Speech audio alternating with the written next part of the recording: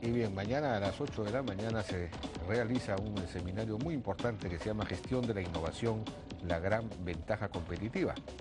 Este seminario ha sido organizado por la Escuela de Posgrado de la UPC y por una asociación sin fines de lucro que se llama Innovación Perú.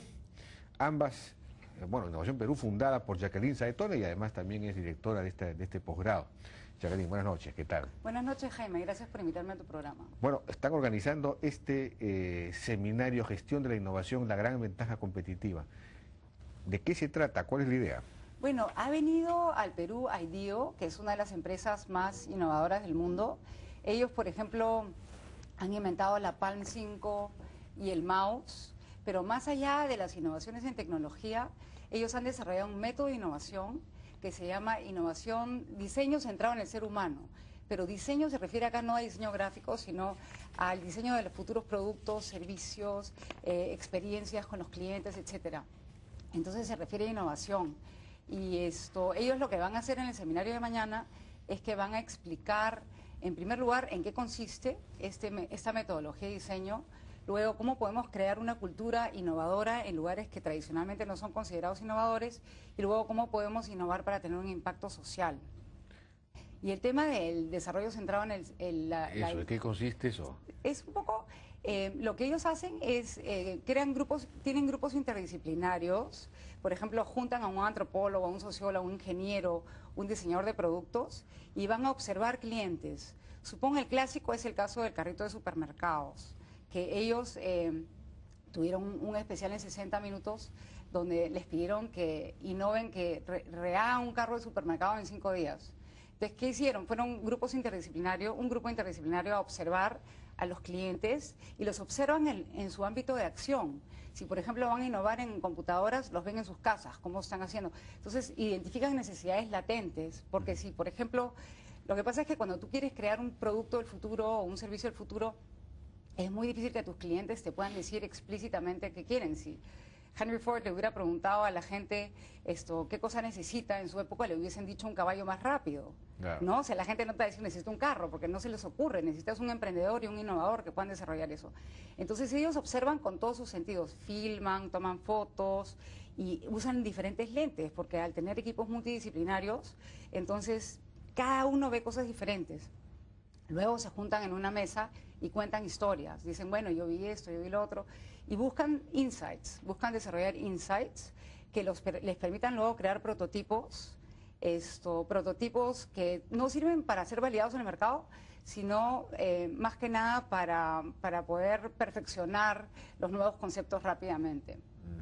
Interesante. Bueno, y esto se puede aplicar a todo orden de cosas, me imagino, a todo. Esto es una metodología.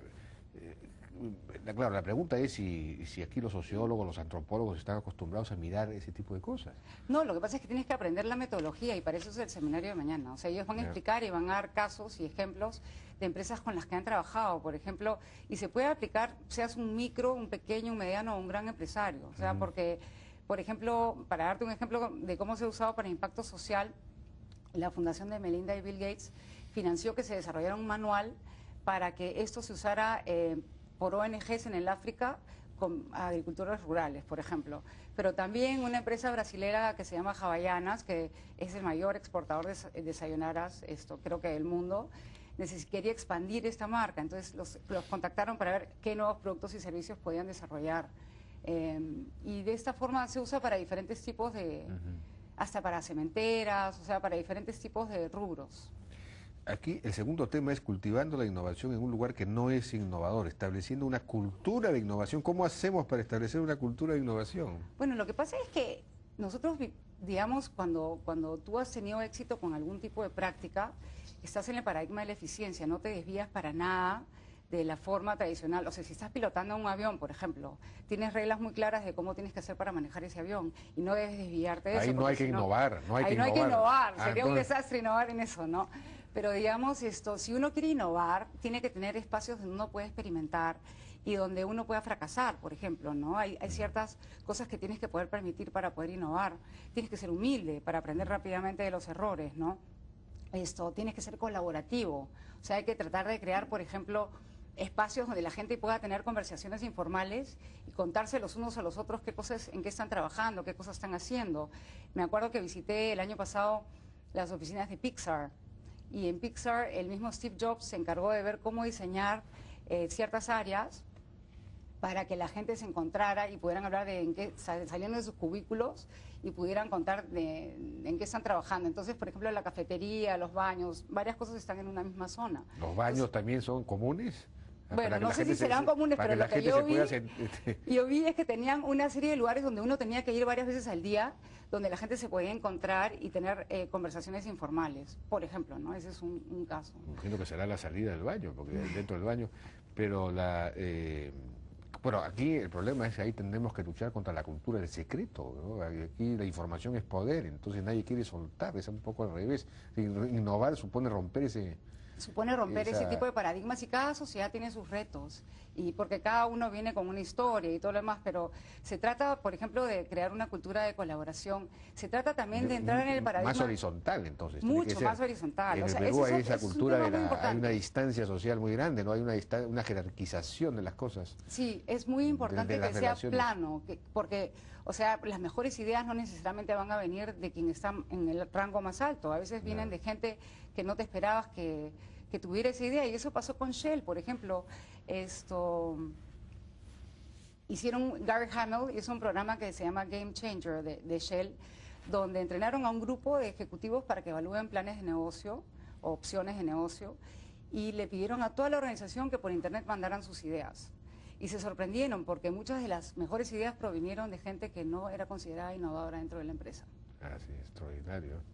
Bueno, entonces habría que identificar cuáles, digamos, son las taras, por usar un término muy duro, culturales que tenemos nosotros que de alguna manera traban nuestra capacidad innovadora, ¿no?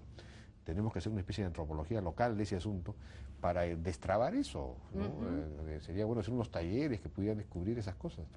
Sí. ¿O ya está diagnosticado el asunto? No, no creo que esté diagnosticado. Hay cosas que uno puede, digamos, pensar. Por ejemplo, el tema de la tolerancia al fracaso es importante. Valores como ser confiable, ¿no? También, ¿no? Porque así es como creas la confianza, ser humildes para no poder aprender. A la patria, por ejemplo.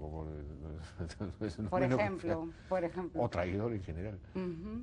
Pero esto sí, sin embargo hay muchas cosas que uno puede hacer para crear una cultura de innovación, como te decía, y hay países que son más proclives a ellos que otros. Por ejemplo, nosotros somos un país muy emprendedor, y yo creo que ese es un gran potencial que tenemos, porque si ese capital emprendedor, si empoderamos a esos emprendedores con conocimientos, con financiación, que es lo que normalmente hacemos, pero si les, digamos, enseñamos metodologías para innovar, ellos van a poder crear mucho más valor. Y esto es muy importante porque vivimos en una economía global y a menudo pensamos que la innovación es solo para los gurúes o que hay que invertir mucho dinero, y en realidad no es así. O sea, hay metodologías como la de IDEO, que por ejemplo la Universidad de Stanford la ha usado para crear su programa de innovación. Y está de decano el fundador de IDEO. Así que es esto... Está bien, interesante. ¿Tiene sentido hablar de un sistema de innovación en el Perú, de crear un sistema de innovación, o eso no tiene sentido, es un asunto de... Yo creo que sí, yo creo que se pueden crear instituciones que ayuden a fomentarla, no a fomentar, sino de alguna manera apoyar a la innovación, ¿no? Por ejemplo, que se respete más ver formas de que se respete mejor la propiedad intelectual. Eso sería muy útil, porque entonces crear mercados para patentes, para marcas, ¿no? Eso yo creo que es importante. Pero acá lo interesante es gestionar la innovación y saber que todos la podemos gestionar, estemos en el sector público, privado, pero tenemos que proponernos hacerlo, ¿no? De acuerdo. Es decir, descubrir que podemos innovar, que podemos mejorar, que podemos crear soluciones propias, que no tenemos que importarlo necesariamente todo, etcétera, ¿no? Sí, que no todo está dado. Sí, o sea, digamos, las grandes empresas, como Disney, por ejemplo, es un caso clásico que a mí me gusta mucho, tienen a los miembros de los parques de diversiones que siguen guiones muy claros, de los que no se pueden desviar, paradigma de la eficiencia, por llamarlo de alguna forma, y luego tienen a los imaginadores, los que están en otra parte, en otra área, en Burbank, California, imaginándose las experiencias futuras que quieren que tengan los clientes. Entonces, si en nuestras empresas no le dedicamos un tiempito a pensar en el futuro, en las experiencias, en los productos, en los servicios futuros que queremos desarrollar, nos vamos a volver obsoletos. Claro. Además, no solamente los productos, me imagino que los procesos también, ¿no? Productos, procesos, servicios, conceptos de negocio.